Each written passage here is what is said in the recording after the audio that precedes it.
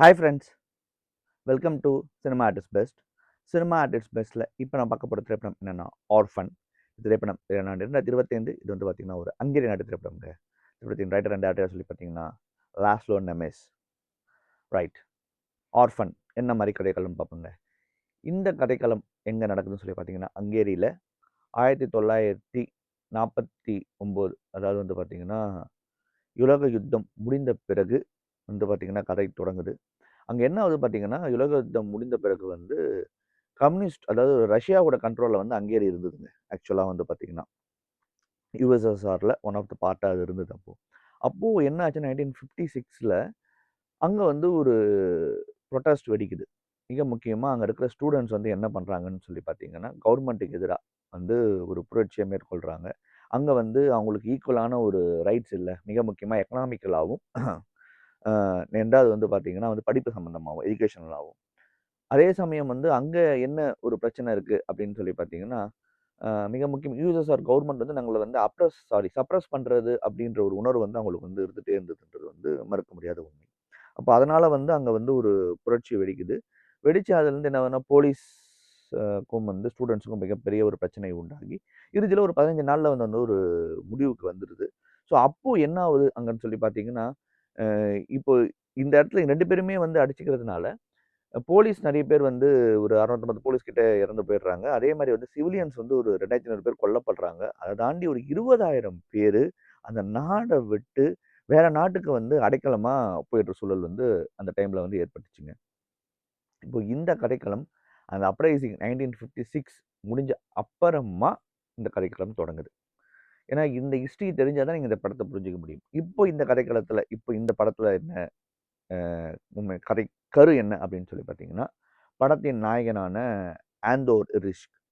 அவன் வந்து தன் தாய் கிளாராவோட வந்து வாழ்ந்துட்டு இருக்கான். அவன் வந்து பார்த்தீங்கன்னா ரொம்ப ஒரு என்ன சொல்றதுங்க, தன்னோட தந்தையை வந்து அவன் இழந்துட்டான். ரிஷிக்னு ஏதோ ஒரு இடத்துல வந்து அவன் இந்த அப்ரைசிங்கில் ஒரு இடத்துல வந்து அவன் வந்து இழந்துட்டான். பட் அவனுக்கு வந்து என்னன்னா எப்படி தான் நம்ம அப்பா திரும்பி வந்துருவார் அப்படின்ற உணர்வோடவே அவன் இருக்கான். ஏன்னா அவங்க அம்மா வந்து சொல்லியிருக்காங்க டெஃபினட்டாக அப்பா வந்துருவாருன்னு சொல்லிட்டு. ஸோ அந்த உணர்வோடவே இருக்கிற அவன் என்ன பண்ணுறான் அப்படின்னு சொல்லி பார்த்தீங்கன்னா அங்கே இருக்கிற சின்ன சின்ன ஷோஸ்க்கு வந்து டிக்கெட் வந்து போலி டிக்கெட்ஸ் விற்கிறான். அப்புறம் வந்து அவன் ஃப்ரெண்டு ஒருத்தி இருக்கா, அவ கூட வந்து சந்தோஷமா இருக்கான். ஸோ ஒரு ஒரு ஒரு ஒரு சைல்டு, அதாவது ஒரு ஒரு 10 வயசு பையனுக்குள்ளான உணர்வுகள் என்னென்ன இருக்குமோ அது எல்லாத்தையும் அவன் அழகா வந்து அந்த இடத்துல பண்ணிட்டு இருக்கான்னு வச்சுங்க. அந்த அவனோட வாழ்ற அந்த டவுன்ல. இதில் என்ன ஆகுதுன்னு சொல்லி பார்த்தீங்கன்னா, ஒரு நாள் வந்து அவன் வந்து ஒரு இப்படி விளையாடிட்டு இருக்கும்போது அங்கே வந்து ஒரு கன்னை வந்து கிடைக்குது, அவனுக்கு கன் கிடைக்குது. பிகாஸ் இது எல்லாமே அப்ரைசிங்கோட பாயிண்ட்ல நடக்கிறது தான். அந்த கன்னு வந்து எதுக்கு யூஸ் பண்ணலாம் அப்படின்னு சொல்லி பார்த்தீங்கன்னா, ஆக்சுவலா வந்து அந்த இடத்துல மறைவுல வாழ்ற ஒருத்தன் இருக்கான். அ அவன் வந்து பார்த்தீங்கன்னா, ஆக்சுவலா வந்து அவன் வெளில வந்தானா அவன சுட்டுருவாங்க. ஏன்னா வந்து என்ன பிரச்சனை, அவன்கிட்ட பேப்பர் கிடையாது. ஏன்னா இந்த அப்ரைசிங் முடிஞ்சதோட விளைவுல வந்து அவன் நாட விட்டும் பிரதப்பல் because is student. Is former student. So அப்படின்னும்போது அந்த கன்ன அவன்கிட்ட ஒரு பாயிண்ட்ல அவன் குடுத்துடுறான். குடுத்துட்டு இவனோட வாழ்க்கை சந்தோஷமா போயிட்டு இருக்குன்னு நெனைக்கும்போது என்ன ஆகுதுன்னு சொல்லி பார்த்தீங்கன்னா, நம்ம அப்பா எப்படியாவது திரும்பி வந்துருவாரு அப்படின்ற நம்பிக்கையோட இருக்கிற இடத்துல கிட்டத்தட்ட அவங்க அப்பா ஆக்சுவலா இறந்துட்டாரு. அவனோட நம்பிக்கை, அவங்க அப்பா எப்படி இருந்தாலும் வந்துருவார். ஆனா அங்க ஒருத்தர் அப்பாவா வராரு. அவரு யாருன்னு சொல்லி பார்த்தீங்கன்னா, மெஹேலி. ஆனா ஆக்சுவலா பார்த்தீங்கன்னா, மெஹேலி வந்து இவரோட உண்மையான தந்தை இல்ல. அவனுக்கு அது நல்லாவே தெரியுது. ஸோ இப்ப இவன் என்ன பண்றான்னு சொல்லி பார்த்தீங்கன்னா, அவன நான் தந்தையா ஏத்துக்க முடியாது அப்படின்றதுனால, அவன் வந்து ஒரு ரெபலா மாற ட்ரை பண்றான். ஸோ இந்த ரெபல்னஸ் என்ன மாரி தாக்கத்த வந்து அந்த ஃபேமிலிக்குள்ள, அதாவது மெஹே ஆக்சுவலா பாபாஸ் சாரி ஆண்ட்ரோர், தன் தந்தைன்னு சொல்லிக்கிற மெஹலி அண்ட் தன்னோட தாய் கிளாராக்குள்ள என்ன மாதிரியான அதிர்வுகளை இவனோட ரெபல் பாயிண்ட் ஏற்படுத்திச்சு, இறுதியில் முடிவில் என்ன நடந்தது அப்படின்றது தான் ஒட்டுமொத்த கதைக்கிழமைங்க. ஹார்ஃபன் பொறுத்த வரைக்கும் ரொம்ப முக்கியமாக டெக்னிக்கல் ஆஸ்பெக்டில் நம்ம இந்த படத்தை பற்றி பேசினோம்னா, இந்த படத்துடைய சினிமோட்டோகிராஃபி டெரிஃபிக். ரொம்ப ரொம்ப வந்து அட்டகாசமான ஒரு ஒளிப்பதிவு இந்த படத்தில் வந்து. ஏன்னா கதைக்குள்ள தான் எல்லாமே நடக்குது. அந்த ஒளிப்பதிவோட ஒரு மைய பாயிண்ட்டே கதைய விட்டு எந்த இடத்துலயுமே ஓவர் டூ பண்ணாம, கதைக்குள்ள ஒரு விஷயம் பண்ணியிருக்குது பார்த்தீங்களா? அத ரொம்ப பிரமாதமா பண்ணியிருக்காரு. மிக முக்கியமா வந்து எந்தெந்த இடங்கள்ல வந்து கதாபாத்திர உணர்வுகளை வந்து எப்படியெல்லாம் வெளிப்படுத்துற இடத்துல, ஒரு கேமரா ஒர்க்கா எப்படி வந்து அத வந்து கேப்சர் பண்ணணும் அப்படின்ற ஒரு பாயிண்ட் இருக்குல்ல. அது ரொம்ப நல்லா கேப்சர் பண்ணியிருக்காங்க. அதே மாரி வந்து எந்த இடத்துல த்ரில்ஸ் தேவைப்படுதோ, அந்த இடத்துக்கு ஏத்த மாரி ஒரு கேமரா ஒர்க். மிக முக்கியமா இந்த கேமரா ஒர்க்க பொறுத்தவரைக்கும் பார்த்தீங்கன்னா, பெருசா தெரியாத மாரி தெரியும். ஆனா படத்தோட பெரும் பலமே அந்த கேமரா ஒர்க் தான். ஸோ அதுதான் வந்து இந்த படத்தின் வந்து முதல் பலமா பார்க்குறேன். ஒரு ஒர்க் வந்து ரொம்ப டெரிஃபிக்கா இருந்தது. படத்தில எஃபெக்டிவாவும் அது ஒரு பார்ட் ப்ளே பண்ணுதுன்னு சொல்லுவேன். இந்த படத்தில் நடிச்ச நடிகர், நடிகைகளோட நடிப்பெல்லாம் பிரமாதமா தான் இருந்தது. மிக முக்கியமா ஆண்டோரா பண்ண பொஜித்தோ பாபஸ் அவர் முதல் படம். ரொம்ப பிரமாதமா ஒர்க் பண்ணியிருந்தாப்புல. அதே மாரி வந்து மேலே பண்ண கிரகோரி கெடோபிஸ் அவரோட பெர்ஃபார்மன்ஸுமே ரொம்ப நல்லா இருந்தது. இந்த படத்துல மையக்கருவா சொல்லப்படுகிற முக்கியமான விஷயம் என்னன்னா, படத்தோட டைட்டில் ஆர்ஃபன் அனாதை. ஆக்சுவலா படம் பார்க்கும்போது இந்த பையன் தான் அனாதை அப்படின்ற உணர்வு வந்து ஏன்னா அவன் வந்து தந்தை இல்ல. வேற ஒரு தந்தை வந்துடுறாரு. ஸோ இவன் தான் அனாதை அப்படின்ற உணர்வு மூலியமா நமக்கு படம் பார்க்கும்போது தோணலாம். படம் ஆரம்பத்துல இருந்து. பட் உன்னிப்பா கவனிச்சோம்னா, இங்க எத்தனை பேர் அனாதையாக்கப்பட்டார்கள். மிக முக்கியமாக சொல்ல வேண்டுமென்றால், அந்த அப்பா கேட்டருமே ஒரு வகையில அனாதை தான்.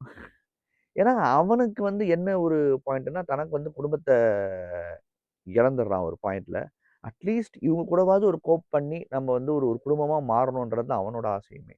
அதே மாரி அவனோட கிளாரா தாய். அ அவங்களோட ஆண்டரோட தாய்க்குமே, ஏதோ ஒரு வகையில நமக்கு ஒரு ஒரு ஒரு பிடிப்பு இருக்காதா? அப்படின்ற ஒரு பாயிண்ட். இங்க எல்லாருமே அனாதாக்கப்பட்டவங்க தான் இந்த கதைக்குள்ள வந்து பார்த்தீங்கன்னா, டிராவல் ஆவுறாங்க. So that was a beautiful title to justify a what is happening around the film. That was அது அந்த வகையில நம்ம டைரக்டர பாராட்டி ஆகணும். அண்ட் இந்த படம் வந்து மிக முக்கியமா மையக்கருவுல முடியிற இடம், அந்த அந்த ஃபைனல் பார்ட் முடியிற இடம் வந்து ரொம்ப பிரமாதமாவே முடிச்சிருந்தாங்கன்னு சொல்லணும். அண்ட் தென் இந்த படம் எண்ட் ஆஃப் த டே இதோட மைனஸ் பாயிண்ட் நம்ம சொல்லணும் இல்லைங்களா? இந்த படம் ஆரம்பித்து போகும்போது நல்லா அ ஒரு ஒரு ஒரு குட் ஸ்டார்ட் தான். பட் ஒரு மிடிலிங்கா இருக்கும். மிடில்ல வந்து மிடில் ஆயிடும் படம். கொஞ்சம் அப்படியே ஒரு கொஞ்சம் நடுவுல அப்படியே டவுன் ஆகுற மாரி ஒரு ஃபீல் இருக்கும். பட் அந்த 3 ஆக்ட்ல அது ரொம்ப அழகா எடுத்துட்டு போய் முடிச்சிருந்தாங்க. அண்ட் ஒன் மோர் திங் இந்த படம் மறுபடியும் வந்து இது காலங்காலமா பேசப்படுற ஒரு படத்தின் இயக்குனர் ஜூன்றதுனால இந்த படத்தையும் ஒரு ஜூ ஓட பிரச்சனைய தான் இந்த படம் வந்து மையக்கருவா எண்டுல உள்ள வந்து ஆர்கனைஸா பேசுது. ஸோ அது அதையும் நம்ம வந்து மறுக்க முடியாது. ஸோ இன்னைக்கு இருக்கிற காலகட்டத்தில நம்ம மறுபடியும் மறுபடியும் அவங்களுடைய அந்த பிரச்சனைகள ஃபேஸ் பண்ணி சொல்லிக்கிட்டே இருக்கிற வந்து it's it's kind of an ஒரு ஒரு இடத்துல வந்து ஒரு ஒரு விதமான நமக்கு வந்து ஒரு சலிப்பேன் தட்டுது. பட் ஸ்டில் அதோட பிரச்சனைகள அவங்க ஃபேஸ் பண்ண நமக்கு தெரியும். பட் ஸ்டில் இருந்தாலும் இந்த மாரி விஷயங்கள் இந்த படத்துல இருக்குன்றது தான் உண்மை. அண்ட் தட் அண்ட் எண்ட் வந்து மறுபடியும் அது ஒரு ஜூவிஷ் பாயிண்ட்ட தூக்கி பிடிக்கிற ஒரு படம் தான் இது. யூதர்கள தூக்கி பிடிக்கிற ஒரு படமா தான் இந்த படத்தையும் நான் வந்து பார்க்குறேன். அது அப்படிப்பட்ட படமா தான் வந்து இருக்கு. ஆக்சுவலா அத உன்னிப்பா கவனிக்கும்போது நமக்கு கிளியரா உங்களுக்கு புரிய ஆரம்பிச்சுரும். ஆ இந்த படம் வந்து பார்த்தீங்கன்னா, வெனிஸ் இன்டர்நேஷனல் ஃபிலிம் ஃபெஸ்டிவல்ல உயரிய விருதான கோல்டன் லயனுக்கு இந்த படம் வந்து நாமினேட் ஆயிருந்ததுங்க.